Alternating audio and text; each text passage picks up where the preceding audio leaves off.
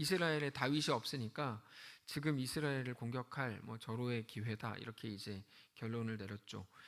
그래서 아기스가 다윗도 불러가지고 사울의 적이니까, 사울이 우리의 공동의 적이니까 이번 기회에 같이 전쟁에 나가서 참전을 좀 해줘라, 이렇게 이제 말합니다. 다윗은 이미 하나님의 기름 부음을 받은 이스라엘의 두 번째 왕으로 내정된 사람입니다. 그러니까 전쟁에 나가서 이스라엘을 대항해서 싸울 수는 없는 노릇이었죠. 그러나 그동안에 아기스의 호의가 있었기 때문에 거절할 수도 없는 상황이었습니다. 굉장히 그때 이제 곤란했었습니다. 그렇게 머뭇거리고 있을 때 하나님께서는 다른 변수들을 통해서, 그 변수가 누구였죠? 다른 지방 호족들이었죠. 그들을 통해서 다윗이 전쟁에 나가지 못하도록 막으십니다. 저놈이 어떤 놈인데 괜히 전쟁터에 나가서 우리를 배회하면 어떡합니까? 이렇게 이제 얘기해가지고 못 나가게 됩니다. 그렇게 3일 동안을 머뭇거리다가 시글락으로 돌아갔는데 와보니까 아말렉이 자기들의 모든 재산과 가족들을 빼앗아가지고 이제 갔죠. 그래서 시글락에는 이제 아무것도 없었습니다. 아말렉은 역사적으로 완전히 하이에나 같은 나라입니다. 호랑이, 사자 이런 나라가 아니고 하이에나처럼 이렇게 뒤에서 공격하고 별로 힘도 없으면서 아주 치사하고 아주 나쁜 민족인데 성경 전체에서 아주 못된 놈들로 묘사가 됩니다. 다윗이 군사들을 이끌고 이제 아말렉으로 가죠. 처음에 600명이 출발했는데 중간에 200명이 이렇게 부솔 시내를 못 건너고 400명만 건너가지고 전쟁에서 이깁니다. 어쨌든 그렇게 빼앗겼던 것들을 되찾아오죠. 다윗의 모든 일들이 은혜로 잘 마무리가 됩니다. 한편 블레셋과 이스라엘의 전쟁은 어떻게 됐죠? 이스라엘의 대패로 끝났습니다. 블레셋은 그냥 이스라엘 군인들을 많이 죽인 정도라고 처음에 생각을 하고 돌아갔는데 그 다음날 치열했던 전쟁 현장으로 가가지고 쓸만한 무기나 시신들의 몸에 있는 보석 같은 거 빼내려고 가보니까 거기에 사울이 죽어 있었고 사울의 세 아들도 죽어 있었죠. 사울이 이제 그렇게 다 끝난 겁니다. 사울의 삶이. 자, 다윗은 아말렉에게 승리했고 사울은 블레셋에게 패배했습니다. 단지 패배한 게 아니고 그 전쟁에서 완전히 비참하게 죽었습니다. 오늘 본문을 보면 그 상태에서 다윗은 사울의 죽음을 모르고 있는 상태입니다. 지금 거기서 시글락에서 이틀을 머물렀죠. 1절을 보시면 사울이 죽은 후에 다윗이 아말렉 사람을 쳐 죽이고 돌아와 다윗이 시글락에서 이틀을 머물렀다, 이렇게 되어 있습니다. 물론 아말렉을 다윗이 이기기는 했는데 사실 다윗의 능력으로 이긴 건 아니죠. 아말렉을 상대할 만한 전투력도 없었습니다. 600명 중에 200명은 거기서 쉬고 있었고 400명만 갔으니까 거기 이길 수가 없죠. 다윗이 처음에 사울을 피해서 도망 다닐 때 다윗 주변에 모여든 사람들이 있었는데요. 그 사람들이 모여서 이제 600명이 된 거거든요. 근데 그 사람들은 하나같이 힘이 없고 갈 곳 없는 연약한 사람들이었습니다. 그 사람들이 모여든 거예요. 갈 곳 없는 아웃사이더들만 모여든 거죠. 그러다 보니까 당연히 처음에는 다윗 공동체라고 하는 그 사람들이 굉장히 부족하고 힘이 없는 사람들의 모임이었습니다. 근데 시간이 지나면서 군대처럼 된 거죠. 이 모든 게 하나님의 은혜였죠. 이번에 아말렉과 싸워서 이길 때도 아까 설명드린 것처럼 600명 중에 200명은 전쟁에 못 나가고 400명만 데리고 나갔는데도 이긴 건데 아말렉이 약해서 이긴 게 아니고 하나님이 주신 은혜의 결과였습니다. 철저히. 근데 그 모든 중심에는 뭐가 있냐면 다윗에게 기름 부으신 하나님의 섭리가 있습니다. 그러니까 모여든 사람도 허접한 사람들이고, 허접한 사람들한테 허접하다고 표현하는 게 좀 그런데 그럴 수도 있죠. 어제 우리 교회 청년들이 이렇게 모여가지고 12명, 13명 이렇게 축구했는데 정확히 다윗과 그 일행들과 같았어요. 예. 허접했다 이런 거죠. 그래서 모여가지고 이렇게 했는데 그런 겁니다. 다윗과 모여가지고 하는 사람들이 다 그냥 거기서 거기였거든요. 근데 어떻게 오늘 본문까지 왔는가? 하나님의 은혜였다. 하나님의 어떤 은혜였나? 하나님의 섭리다, 이거죠. 여러분, 우리가 여기서 조금 한번 깊이 생각을 해봅시다. 하나님께서 사무엘을 보내서 다윗에게 기름을 붓게 하셨죠. 물론 사울 왕이 그때는 건재했습니다. 근데 다윗을 왕으로 세우셨는데 그게 사무엘상 13장이에요. 사무엘상 13장. 그때는 다윗에게 어떤 가능성도 보이지 않은 때였고, 그리고 나서 17장으로 가야 그때 다윗이 골리앗을 상대로 싸워서 이기거든요. 무슨 말인가 하면 다윗이 골리앗과 싸울 때 무슨 생각으로 싸웠을까요? 무슨 생각으로? 오지랖이 넓어가지고 막 이게 막 너무 심해가지고 다윗이 언제나 나서는 성격이라 싸웠을까요? 아니면 불의를 보면 못 참는 성격이라서 그랬을 수 있죠. 근데 다만 확실한 거는 하나님이 자기에게 기름 부으셨다는 사실을 다윗이 사무엘상 17장에서 기억을 하고 있었다는 거죠. 13장에서 기름 부음을 받거든요. 그리고 나서 17장에서 골리앗 앞에 서는데 그 근거에는 분명히 하나님이 나에게 기름 부으셨어, 내가 이스라엘의 왕으로 세워질 거야 라고 하는 마음이 있었기 때문에 분명히 골리앗 앞에 섰을 거라는 거예요. 그래서 사실상 기름 부음을 받은 이후로부터 나중에 다윗이 정말로 이스라엘 왕이 되기까지의 모든 다윗의 태도와 결정과 반응은 언제나 기름 부으심이 그 중심에 있었다는 걸 말씀을 드리는 겁니다. 언제나입니다. 골리앗에 왜 맞서서 싸웠을까요? 다윗은 겁이 나지 않았을까요? 겁이 났겠죠. 그럼에도 불구하고 나는 하나님이 기름 부어서 왕으로 세우신 사람이야, 이 마음이 다윗을 그렇게 이끌고 다윗으로 하여금 그렇게 반응하도록 만들었다는 겁니다. 사울이 다윗을 그렇게 미워하고 공격할 때 다윗은 왜 한마디도 못하고 쫓겨가는 것을 선택했을까요? 골리앗도 이긴 사람인데, 모든 여론은 자기한테 있는데 왜 다윗은 이렇게 했을까요? 단순한 거예요. 그 이유가 뭐라고요? 그 속에는 기름 부으심을 받은 사람이야 라고 하는 마음이 있었기 때문이에요. 내가 나중에 왕이 될 건데, 그렇기 때문에 한마디도 못하고 쫓겨가는 걸 선택한 거죠. 동굴에서 다윗이 사울을 죽일 기회가 2번이나 있었는데 다윗은 안 죽이죠. 왜 그렇게 했을까요? 여러분, 그 모든 배경에는 다윗이 하나님께 기름 부음을 받았다고 하는 가장 확실한 증거가 그 마음속에 기억되고 있었기 때문입니다. 이게 아주 중요합니다. 근데 그 다윗의 반응과 태도와 그런 결정들이 점점 다윗을 진짜 왕으로 만들어 가더라는 거죠. 진짜 왕으로. 다윗은 왕이 아니었습니다. 그리고 왕으로 세움을 받을 만한 사람도 아니었습니다, 분명히. 근데 하나님이 사무엘을 보내서 기름을 부으신 거, 그 하나의 일, 하나의 사건이 다윗을 진짜로 왕으로, 왕다운 사람으로 만들어 갔다는 거예요. 그런 인격과 그런 자세와 그런 실력을 갖추게 했다는 거죠. 뭐가 그렇게 만듭니까? 그냥 단 하나의 사건, 하나님이 나를 기름 부었어, 기름 부어서 왕으로 세웠어. 아직 왕이 되지도 않았는데 그 하나의 사건이 다윗을 그렇게 만든다니까요. 여러분, 중요한 건 이겁니다. 다윗이 그거를 기억했고 그렇게 마음의 비전을 갖고 살았기 때문에 다윗은 이렇게 훌륭한 사람이 됐다, 이거는 틀린 설명입니다. 이건 완전히 틀린 설명이에요. 왜 그러냐면 성경은 그렇게 말을 안 해요. 성경은 그렇게 말하지 않는다고요. 설명이 그렇게 가면 다윗의 인생을 다윗이 만든 게 되거든요. 근데 다윗은 자기 스스로가 그런 삶을 만들 실력이 없었습니다. 여러분, 다윗의 삶이 어땠는데요? 맨날 쫓겨가가지고 뭐 미친 채 하고 이랬던 사람인데 무슨 그 사람의 비전이 그렇게 그를 만들어요? 그 말도 안 되는 소리죠. 그래서 우리가 다윗의 인생을 하나님 입장에서 한번 생각을 해보면 굉장히 놀라운 거를 발견할 수 있습니다. 아주 놀라운 발견을 할 수 있다니까요. 하나님께서는 다윗을 만들어 가실 작정이셨어요. 왕으로 세우실 작정이셨습니다. 그러면 순서적으로, 상식적으로 볼 때 지금 있는 왕 사울 왕이 죽으면 그때 다윗을 왕으로 세워도 됩니다. 그게 맞습니다, 순서적으로. 근데 굳이 왜 사무엘상 13장에서 기름을 부으셨을까 하는 거예요. 그 이유가 바로 여기 있습니다. 다윗을 왕다운 사람으로 준비시키기 위해서. 이게 유일한 이유입니다. 왕다운 사람이라는 말은 왕이라는 직책이 중요한 게 아니고 하나님은 다윗이 왕 노릇을 할 수 있는 사람이 되기를 원하셨다는 겁니다. 이게 중요합니다. 하나님은 사울에 대해서 너무 잘 아셨죠.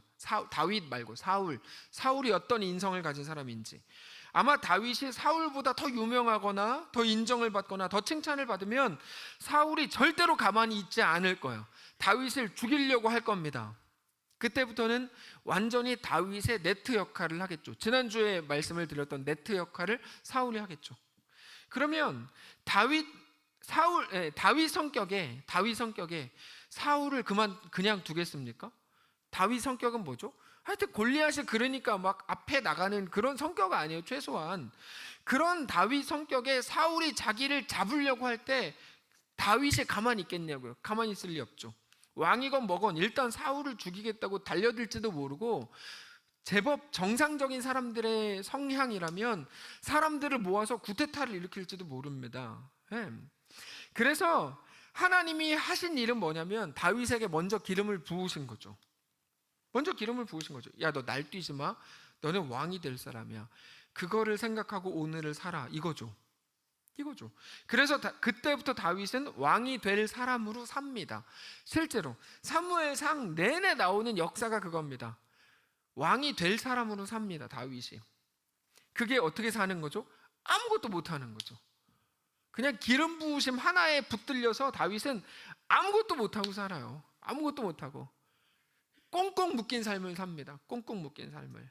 사울에게 제대로 된 대항도 한 번 못합니다. 한 번도 제대로 못해요. 왜요? 왕이 될 사람이니까.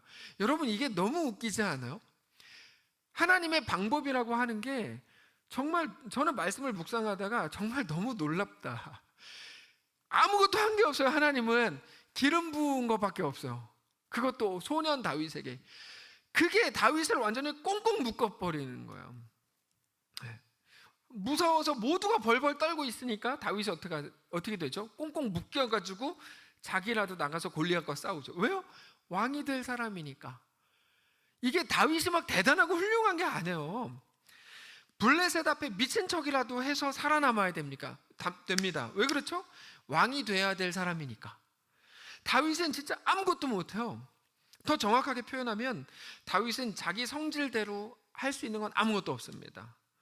더 이상 자기 성질대로 못 살죠. 왜요? 왕이 될 사람이니까.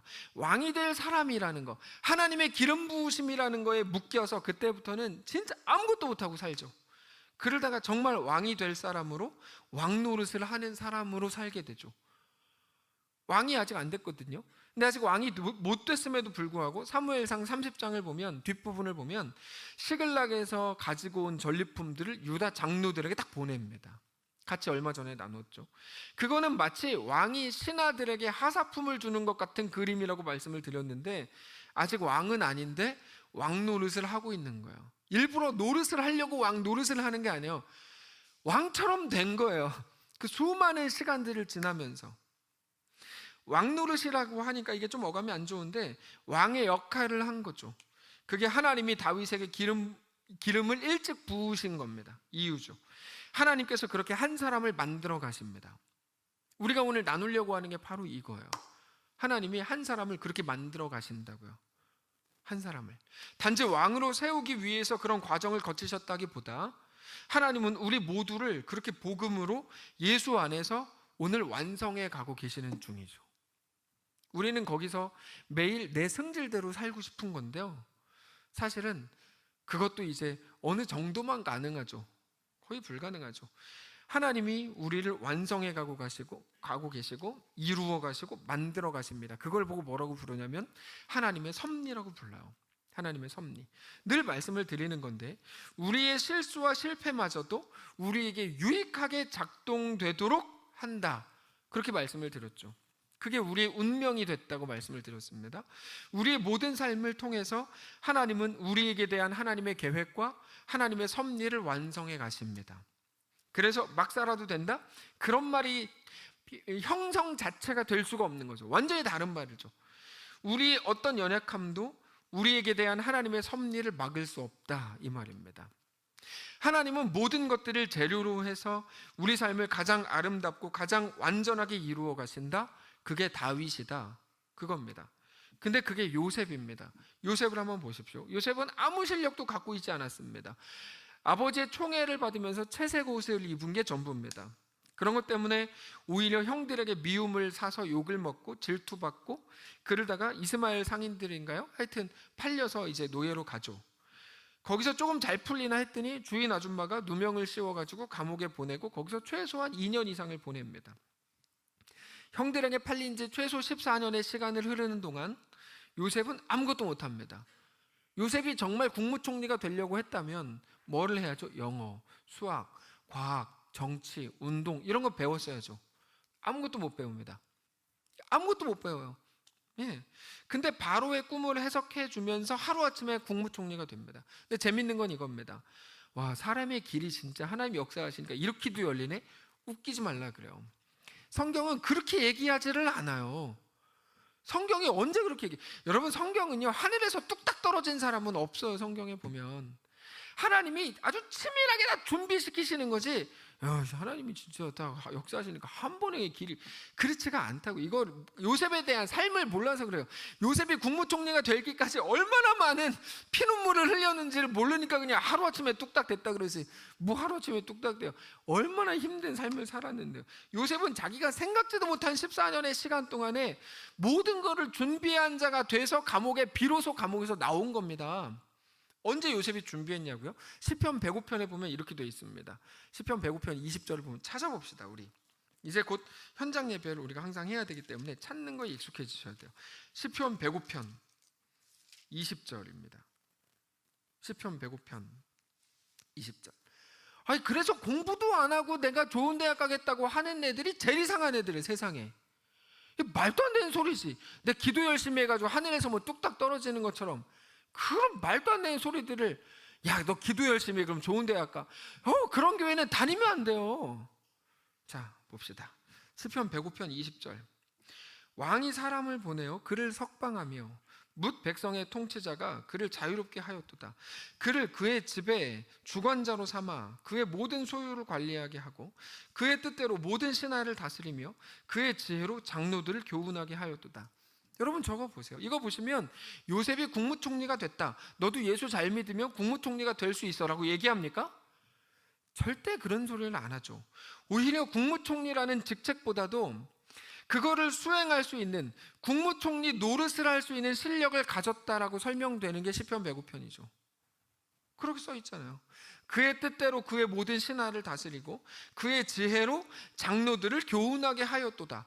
여러분, 요셉이 14년을 지나는 동안에 이런 실력을 갖게 됐다는 거예요. 요셉이 뭐 공부 아무것도 안 했는데 하나님의 은혜로 뭐 뚝 됐다고요? 아유, 안 그렇다니까요. 요셉이 이런 실력을 갖게 됐다. 그의 지혜로 장로들을 교훈하는 실력을 갖게 됐다. 이게 하나님의 이끄심이라고요. 요셉은 14년을 버렸다고 14년 내내 얘기하고 다녔겠죠. 나는 지금 나이가 17살 때부터 31살 때까지 내가 계속 이게 뭐야, 내 인생 저주받았어, 이렇게 말하고 다녔을지도 몰라요. 근데 그건 하나님이 요셉을 준비시키신 과정이죠. 무엇을 준비시키십니까? 아까 써놓은 거예요. 그대로 그의 지혜로 장로들을 교훈하게 하는 실력을 갖게 하는 기간인 거죠. 학교죠, 학교.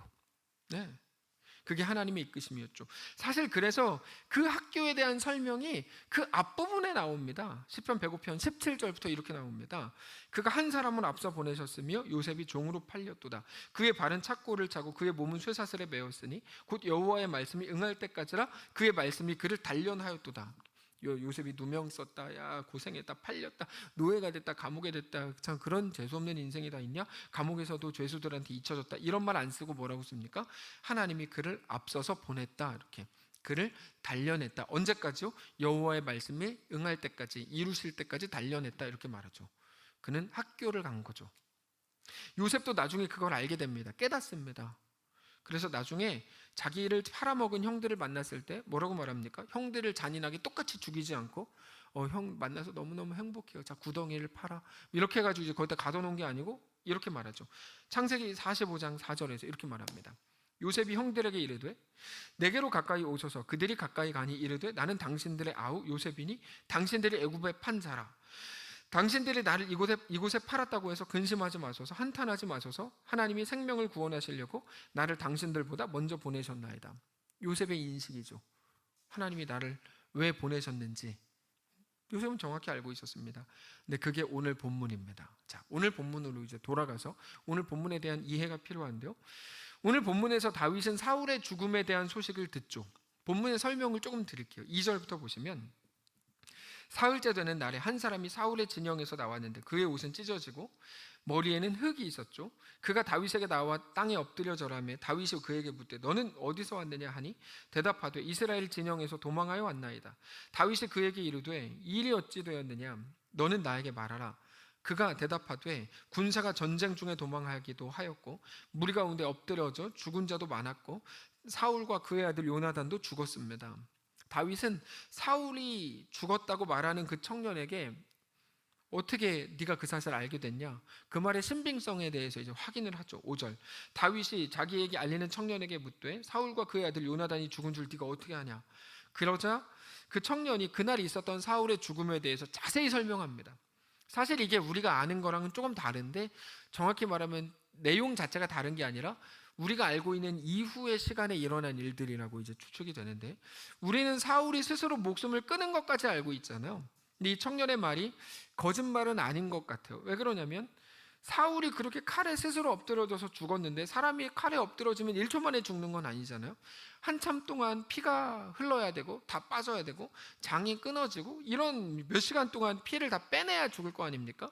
그러니까 사울이 칼에 엎드러졌다, 스스로 뭐 목숨을 끊었다, 여기까지 알고 있는 건데, 그래서 더 고통스럽게 죽어가는 그때 이 청년의 말대로 이 청년이 사울을 만난 것 같아요. 사울이 그를 불렀대요. 6절에 그에게 알리는 청년이 이르되 내가 우연히 길보아 산에 올라가 보니 사울이 자기 창에 기대고 병거와 기병은 그를 급히 따르는데 사울이 뒤를 돌아 나를 보고 부르시기로 내가 대답하되 내가 여기 있나이다 한즉 사울이 물어보더래요. 너 누구냐? 소속이 어디냐? 아말렉 사람인데요. 8절 내게 이르되 너는 누구냐 하시기로 내가 그에게 대답하되 나는 아말렉 사람입니다. 그랬더니 사울이 야 내가 지금 죽어가는데 너무 힘들다, 너무 아프다. 얼마나 아프겠어요. 혼자 칼을 이렇게 해가지고 이렇게 막 피 흘리고 있으니까. 그러니까 제발 나를 죽여줘라. 9절 또 내게 이르시되 내 목숨이 아직 내게 완전히 있으므로 내가 고통 중에 있나니 청하건대 너는 내 곁에 서서 나를 죽이라 하시기로. 이 청년이 보니까 진짜 볼 수가 없게 너무 고통스럽게 막 죽어가고 있던 거예요. 그래서 사울의 요구대로 죽이죠. 그리고 나서 이 사람이 누군지 확인을 하고 사울 왕이네. 그래서 그 증거를 챙겨서 다윗에게 왔다 이겁니다. 10절 그가 엎드러진 후에는 살 수 없는 줄을 내가 알고 그의 곁에 서서 죽이고 그의 머리에 있는 왕관과 팔에 있는 고리를 벗겨서 내 주께로 가져온 겁니다. 사울 왕이 분명합니다. 이렇게 한 거죠. 다윗이 이제 사울이 죽은 거에 대한 증거까지 봤으니까 더 이상 의심할 여지가 없었습니다.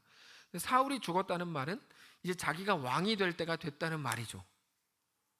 자기는 기름 부음을 받았으니까 예전에 그동안 있었던 많은 사건들이 머리를 스쳐 지나갔겠죠. 그저 목동으로 있던 자기에게 대선지자 사무엘을 보내셔가지고 기름을 부으시고 골리앗 앞에 서서 골리앗을 죽여서 사울의 사위가 됐는데, 처음에 사울의 사위가 그냥 된 건 아니잖아요. 원래 다른 사람 첫째 딸 장녀가 자기 부인이 됐어야 되는데 사울이 마음을 바꿔가지고 다시 미갈로 되고 막 이러면서 굉장히 복잡한 과정을 거치거든요. 그럼 처음에 사람들이 막 자기를 좋아할 때는 내가 이제 벌써 왕이 되나? 이런 생각이 들었겠죠. 근데 그 사울의 미움을 받고 도망치고 정말 길고 긴 어려움들을 다 지나갔던 과정이 생각났겠죠. 그러면 정리가 되는 거죠. 다윗이 자기는 골리앗 죽이고 이스라엘 도운 것밖에 없는데 갑자기 사울이 질투하면서 자기를 죽이겠다고 하는 모든 일들이 이해가 됐을까요? 이해가 안 됐겠죠. 그래서 요나단에게 도움을 요청할 때 나 진짜 이해가 안 된다. 니네 아버지 왜 그러냐? 사울에 대한 불평은 사실 이때 한번 합니다. 이때 한번 해요. 따지죠. 그러니까 요나단이 그럴 리 없다. 네가 오해하는 것 같다. 야 오해인지 아닌지 사실을 확인해 보자. 그래서 확인을 해봤죠. 이렇게 화를 싸가지고 이렇게 확인을 해봤더니 그러면서 이제 그게 증거가 돼가지고 이렇게 했었죠. 그날 이렇게 식사 자리에 가고 안 가고 이런 사건들 기억나시죠? 보니까 오해가 아니라 진짜였어요. 사울이 진짜 다윗을 죽일 작정이었죠. 그래서 이제 사울을 피해 도망가고 제코가 석잔데도 사람들이 막 도와달라고 몰려들고 그런 모든 시간들 속에서 다윗이 했던 생각이 딱 하나죠. 이게 뭐지? 이거죠. 나는 기름 부음을 받았는데 내 삶은 왜 이렇게 되지? 그렇죠. 내가 하나님이 나를 붙드신다고 약속하신 것 같은데 내 삶은 왜 이렇지? 이게 뭐지? 내 인생은 왜 이렇지? 어디서부터 꼬인 거지? 여러분, 자기 인생을 저주하고 하나님 원망하지 않았겠습니까? 다윗에게 기름 부음을 허락하셔서 그 기름 부음 받은 비전으로 다윗이 그렇게 컸다고요? 말도 안 되는 소리죠. 생각이 없으면 그렇게 말할 수 있는데 그건 아닙니다. 자, 그렇다면 왕이 되라고 기름을 부으신 건 뭐지? 이 고민을 했겠죠. 당연히 다윗은. 요셉은 달랐을까요? 요셉은 한참 노예로 있을 때부터 하나님의 섭리에 대해 알았을까요? 당연히 몰랐죠. 매일 울고 이게 뭔가? 내 인생은 왜 이렇게 저주받았나? 고민했겠죠. 근데 그게 우리의 삶입니다. 우리의 삶을 한마디로 하면 이게 뭔가 싶은 거죠. 이게 뭐지? 하나님이 은혜로 나를 부르셨다는데, 아들 예수를 나를 위해 내어주셨다는데, 그래서 생명을 얻게 됐고 우리 운명이 바뀌었다는데, 여전히 매일같이 먹고 살 고민을 해야만 되는, 이게 뭔가, 내 인생은 왜 이런가를 고민하지 않고는 하루를 제대로 넘어갈 수 없는 게 우리의 삶입니다. 고민이라도 하고 원망이라도 해야 그 핑계로 그래 나는 틀리지 않았어를 확인하는 게 우리의 삶인지도 모릅니다. 근데 하나님께서 그런 우리에게 오늘 다윗을 보여주시고 요셉을 보여주시는 거죠. 그들은 알지 못하고 걸었다, 이걸 보여주고 싶은 겁니다. 그들은 알지 못하고 걸었다. 그냥 묶여서 살았고 그렇게 붙들려 살았다. 기름 붓지 않으면 다윗은 다윗 될 수 없었을 거다. 거기 묶여 살았으니까요. 그들이 대단한 의지를 가지고 스스로 배움을 통해서 끝내 실력을 만든 거를 확인한 후에 그러므로 하나님이 야 너 이제 됐어 그러면서 한 자리를 주신 게 아니다. 그들의 삶은 오로지 하나님의 섭리에 붙들린 삶이었다 이거죠. 그러나 그 끝에 하나님이 이루시더라. 하나님이 붙드시더라. 야 우리 하나님은 진짜 완전하시더라. 이게 성경입니다. 우리 하나님에 대해서 가르쳐 주는 거야. 오늘 우리의 삶이 다르지 않은 거죠. 우리도 매일 의심합니다. 하나님이 살아계신 것을 믿고 예수님이 나의 구원자이신 것을 믿지만 무엇을 의심합니까? 나는 왜 이래? 이걸 매일 의심하죠. 나는 왜 이렇게 매일 형편없지? 나는 왜 이렇게 부족하지? 우리는 스스로에게 언제나 못마땅합니다. 왜 더 못 참았지? 왜 더 친절하게 못했지? 나 왜 그렇게 치밀하게 못하지? 왜 그렇게 사랑으로 품어주지 못하지? 나 왜 더 참지를 못하지? 내 정상인가? 내 그리스도인이 맞나? 이러고도 구원받은 사람인가? 매일 의심합니다. 근데 성경은 이렇게 말하죠. 너희 안에 착한 일을 시작하신 이가 그리스도 예수의 날까지 예수 안에서 이루실 줄을 내가 확신하노라. 이게 빌립보서 1장 6절인데 우리 같이 한번 읽을까요? 빌립보서 1장 6절 시작. 너희 안에서 착한 일을 시작하신 이가 그리스도 예수의 날까지 이루실 줄을 우리는 확신하노라. 한숨 쉴 수 있고 눈물 흘릴 수 있습니다. 다만 우리가 붙들어야 되는 건 신실하신 우리 하나님이다. 이거 얘기하는 겁니다. 이거 얘기하는 겁니다. 믿음이 뭐라 그랬습니까? 내가 원하는 일이 이루어진다. 꿈은 이루어진다. 이거는 그냥 작은 기대지 믿음이 아니다. 자꾸 될 줄로 믿어라. 그렇지 않다. 믿음은 그게 아니고 믿음은 뭡니까? 상황에 대한 변화가 아니라 오직 하나님에 관한 것이라고 말씀을 드렸죠. 하나님에 관한 것. 하나님이 누구신가에 관한 것이요. 하나님은 신실하신 내 아버지다. 풀은 마르고 꽃은 시든다. 그러나 우리 하나님의 말씀은 영원히 신실하다. 믿음은 오직 하나님에 관한 겁니다. 근데 그게 소망이 된다 그랬죠. 소망도 좋아질 거야. 좋아질 거를 기대해. 소망이 아니죠. 소망은 신실하신 우리 하나님을 오늘 바라보는 겁니다. 그리고 내가 주님을 믿습니다. 주님을 사랑합니다. 주님만이 나의 전부요, 내 왕이요, 내 아버지이신 것을 믿습니다. 그게 소망입니다. 소망이 있으면 흔들려도 넘어지지 않습니다. 넘어져도 망하지 않습니다. 그래서 어떤 상황에서도 다만 포기하지만 말자, 그 드라마 대사를 말씀드렸죠. 다만 우리 자신에 대한 시각을 하나님의 시선으로 바꾸는 노력이 우리 속에 있어야 됩니다. 그렇지 않으면 우리는 매일 슬픔이 전부인 삶을 살 수밖에 없기 때문입니다. 그러나 우리가 오늘 하나님의 손안에 붙들려 있음을 알고 살아간다 그러면 여전히 나를 온전한 하나님의 사람으로 빚어가신다는 사실을 기억한다면 우리는 오늘 더 재밌고 더 기대로 꽉 찬 삶을 살 수 있습니다. 그게 성도로의 부르심입니다. 그 누림이죠. 누림이라는 건 다른 게 아닙니다. 부활이 있음을 아는 사람만 할 수 있는 선택을 해보는 거, 그게 누림이죠. 하나님이 내 아버지이신 것을 아는 사람만 가질 수 있는 여유, 그게 누림입니다. 믿음을 가진 자들에게만 허락된 복이죠. 우리가 사는 삶은 우리의 실력에 의해 만들어지는 삶이 아니라 하나님의 역사, 하나님의 붙드심, 하나님의 이끄심으로 만들어지는 삶입니다. 그래서 그거를 바울은 로마서에서 이제 너희가 법 아래 있지 않고 은혜 아래 있다 이렇게 말합니다. 로마서 6장에서 우리가 살게 된 그 인생이 어떤 것인지를 알라는 겁니다. 여러분, 우리가 살게 된 인생이 어떤 건지 꼭 기억하시기 바랍니다. 특별히 우리 신약시대 성도들은 더 분명합니다. 예수님이 오셔서 우리를 위해 죽으셨고 부활하신 것이 우리 마음의 역사 속에 남아 있습니다. 역사 속에 남아있다는 말은 일반적으로 말하는 그 역사 몇 년도에 어떻게 이 얘기를 하는 게 아니고 우리가 성경을 통해 확인했고 머리와 가슴으로 기억하고 있지 않냐는 겁니다. 그게 그냥 부정될 수 있는 게 아니잖아요. 예수를 믿는다고 할 때 예수님의 죽으심과 부활에 대해서 그렇게 말하고 고백하시지 않았습니까? 그게 우리가 법 아래 있지 않고 은혜 아래 있다는 걸 말하는 겁니다. 그거를 기억하라는 거죠. 그게 우리가 살게 된 시대, 우리에게 허락된 인생이라는 겁니다. 그게 로마서 8장 28절이죠. 우리가 알거니와 하나님을 사랑하는 자, 곧 그의 뜻대로 부르심을 입은 자들에게는 모든 것이 합력하여 선을 이루느니라. 여러분 정말로 이 말씀을 믿으십니까? 여러분 이 말씀을 믿으셔야 됩니다. 이 모든 약속들이 변경된다고 보십니까? 저는 진짜 궁금해요. 많은 분들이 막 자기들끼리 대화하고 막 이렇게 나누는 걸 보면서 정말 궁금한 게, 이 모든 약속들이 변경된다고 보나? 이렇게 생각할 때가 정말 많아요. 아니면 조금 더 훌륭하고 좀 더 잘나고 좀 더 그럴듯하고 반듯한 사람들한테만 이런 말씀이 유효하다고 생각하십니까? 그럴 수 없습니다. 예수 안에 있는 우리 모두에게 허락된 변치 않는 하나님의 약속이 바로 그겁니다. 너희 이제 법 아래 있지 않고 하나님의 은혜 아래 있다.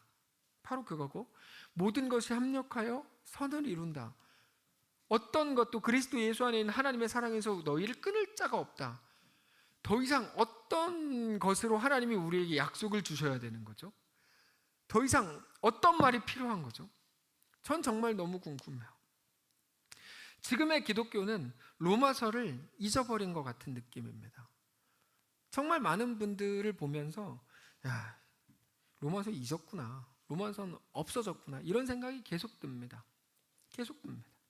로마서에 담긴 복음을 잊은 것 같은, 다시 율법주의로 돌아가가지고 자기가 대단한 것들을 이루어서 하나님의 은혜와 붙드심, 하나님의 모든 약속 이런 거 그냥 상관없고, 다윗, 그러니까 자꾸 그런 메시지만 나오는 거예요. 다윗, 하나님이 기름 부으셨다 13장에서 그거 가지고 끝까지 가니까 결국 하나님이 이루어 주시지 않냐?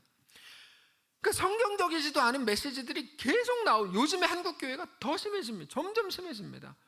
계속 그런 것만 나와요.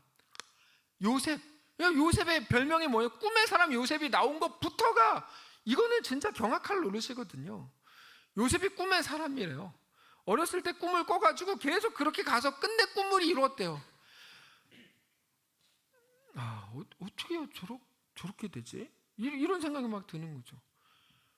진짜 심각한 건데, 그렇게 심각하게 된 이유는 분명해요. 로마서가 은혜라는 게 없는 거고, 하나님의 섭리와 경륜이라는 건 다 사라진 거죠. 인간의 노력과 실력밖에 안 남은 기독교가 된 거예요. 기독교가 아니죠 라고 얘기하면 막 누가 뭐라 그럴 수 있으니까, 기독교인데 부족한 기독교죠. 이렇게 말하는 것도 뭐 지만 잘났다는 거냐? 그럴 수 있기 때문에 뭐라고 할까? 더 잘합시다, 이렇게 해야 되는 거죠. 정말 안타까운 일입니다. 복음이 다 훼손됐어요. 너희가 이제 법 아래 있지 않고 은혜 아래 있게 됐다는 게 무슨 말인지 한 번도 생각을 안 해본 것 같아요. 모든 게 합력하여 선을 이룬다는 게 무슨 말인지 생각을 안 한 게 분명하고요. 그리스도 예수 안에 있는 우리에게 대한 하나님의 놀라운 사랑이 어떤 건지 생각 안 한 게 분명해요. 막 불안한 거, 지난주에 잠깐 말씀을 드렸죠. 불안하고 두려운 거예요. 저러다가 진짜 사람들이 막 나가면은 어떡하려고 그러지? 근데 제가 보니까 하나님의 말씀을 정확하게 붙들어 가지고 막 나간 사람보다 그렇지 못한 반대에 있는 사람이 100배는 많아요. 하나님의 말씀을 정말 붙들고 막 나간 사람은 거의 본 적이 없어요. 한두 명 봤어요. 근데 거의 본 적이 없고, 그분들은 뭐 어떻게 할 수 없지. 근데 진짜 한두 명 봤고, 제가 많이 아는 그리스도인들 중에 그런 사람은 거의 본 적이 없어요. 너무 그렇게 겁먹지 않으셔도 됩니다. 여러분, 오늘 이 말씀을 통해서 우리의 모든 연약함과 못남과 부족함 속에도 불구하고 여전히 우리를 붙드시겠다고 하시는 하나님의 완전하신 약속과 그 사랑을 다시 한번 기억하셔야 됩니다. 다시 한번, 내가 너와 함께한다. 저는 이 약속이 정말 너무너무 좋습니다. 너무너무 좋습니다. 내가 너와 함께한다. 다윗은 뭐를 했을까요? 하기는 뭐를 해요? 그냥 도망 다녔죠. 다윗이 여기서 뭐 다윗의 훌륭한 점을 뭐를 찾아요? 진짜 뭐를 찾냐고. 그러다가 마지막에 나오는 설교 제목이 이거예요. 성공한 사람들의 7가지 법칙. 이게 설교 시간에 왜 나오냐고 도대체.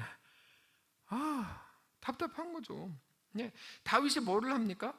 그냥 도망 다녔다고요. 요셉은 뭘 했죠? 그냥 끌려다녔습니다. 하기는 뭘 해요, 이 사람들이. 이 사람들이 아무것도 안 했지. 그럼 우리한테 뭐를 말씀하시는 걸까요? 내가 너를 붙든다.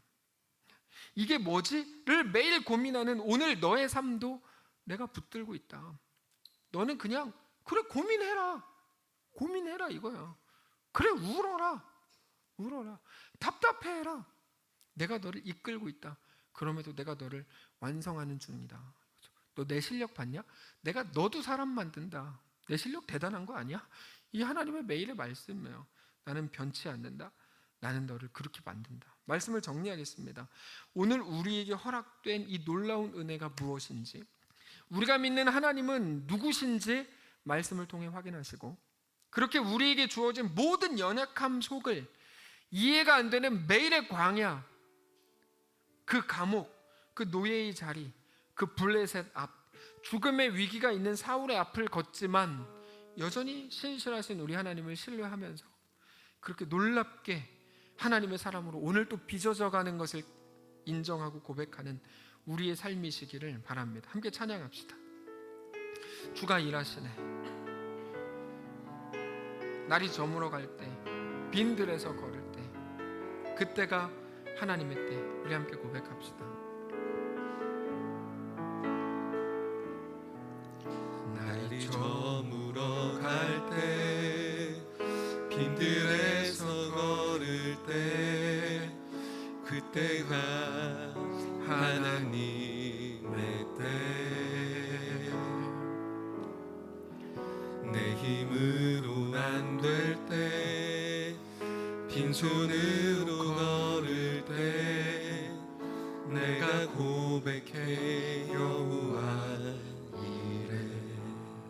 다시 한번 합니다. 날이 저물어 갈 때, 날이 저물어 갈 때, 빈들에서 걸을 때, 그때가 하나님의 때.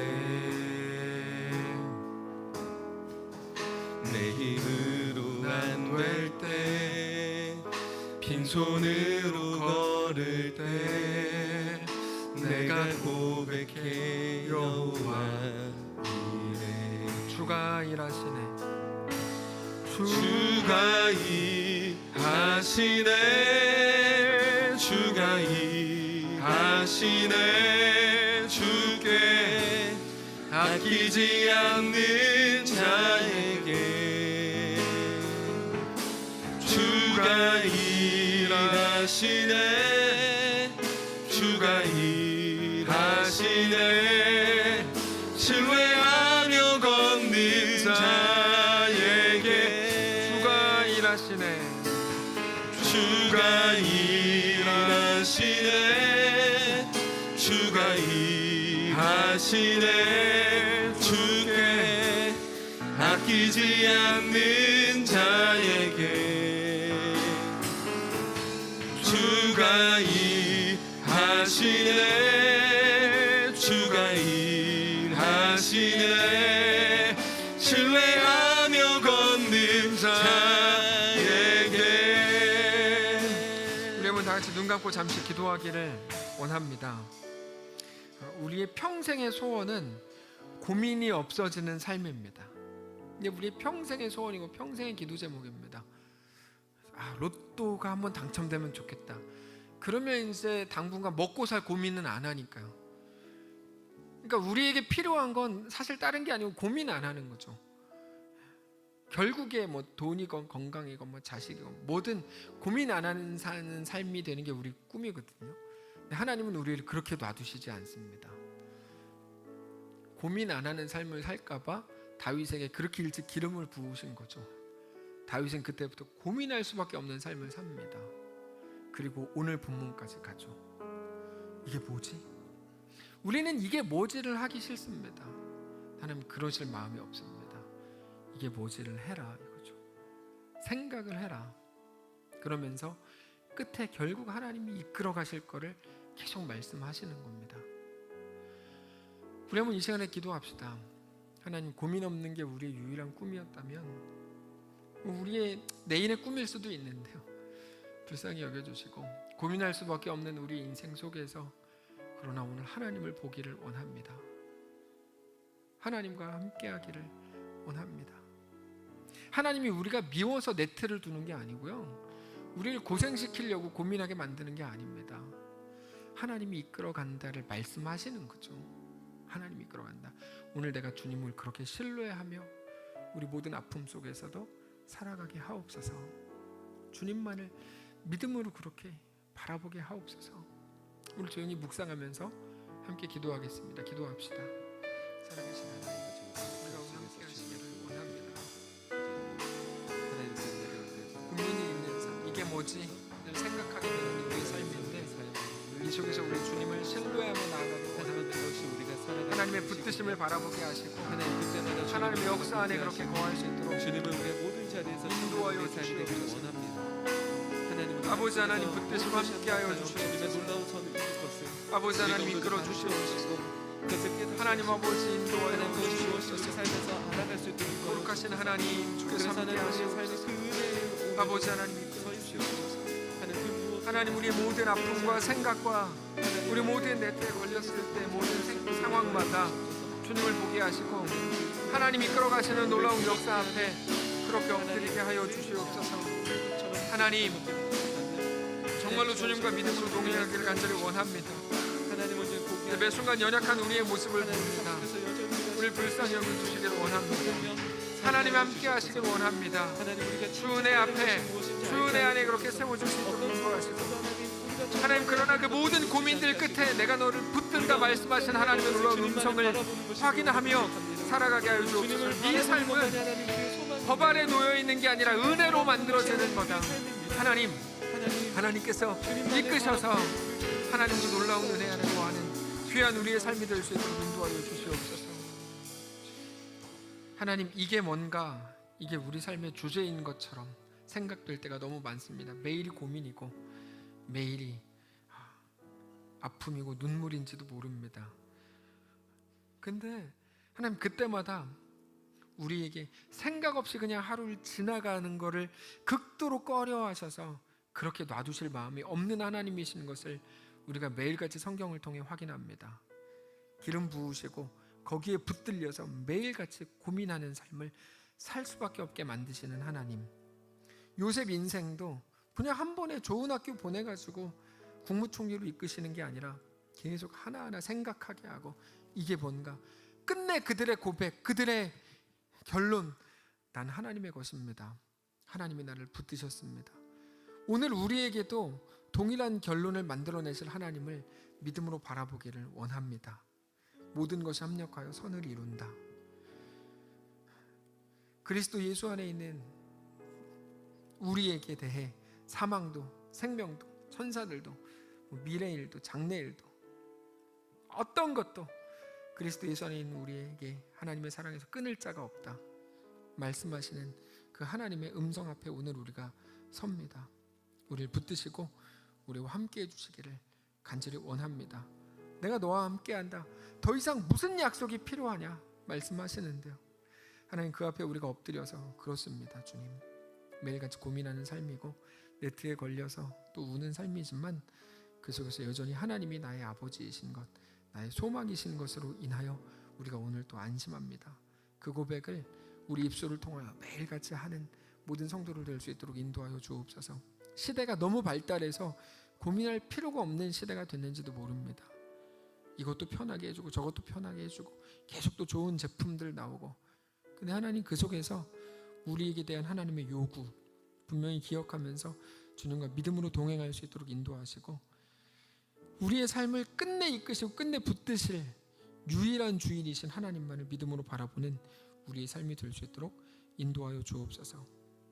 코로나 속에서 하나님, 고민하고 싶지 않아서 코로나 없애주십시오가 우리의 전부였습니다. 근데 그 속에서 고민해라 말씀하시는데, 네 주님, 고민하겠습니다. 여기서 또 생각을 하고 우리 매일의 결론이 역시 하나님밖에 없구나, 내가 주님을 바라봅니다.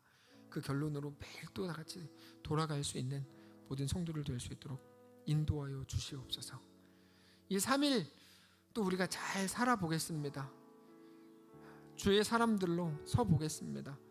그리고 나서 주일에 또 다같이 모여서 주님을 예배하고 경배할 때 우리 예배를 받아주시고 주님께서 함께 하시는 놀라운 은혜가 내가 주님 없으면 안 됩니다. 그 고백이 또 시작되는 귀한 우리의 날이 되도록 축복하시옵소서. 감사드리며 살아계신 예수님의 이름으로 기도합니다. 아멘. 우리나라 주기도문으로 예배를 마치겠습니다. 하늘에 계신 우리 아버지여, 이름의 거룩히 여김을 받으시오며 나라가 임하옵시며 뜻이 하늘에서 이룬 것 같이 땅에서도 이루어지이다. 오늘날 우리에게 일용할 양식을 주옵시고 우리가 우리에게 죄진 자를 사하여 준 것 같이 우리 죄를 사하여 주옵시고 우리를 시험에 들게 하지 마옵시고 다만 악에서 구하옵소서. 대개 나라와 권세와 영광이 아버지께 영원히 있사옵나이다. 아멘.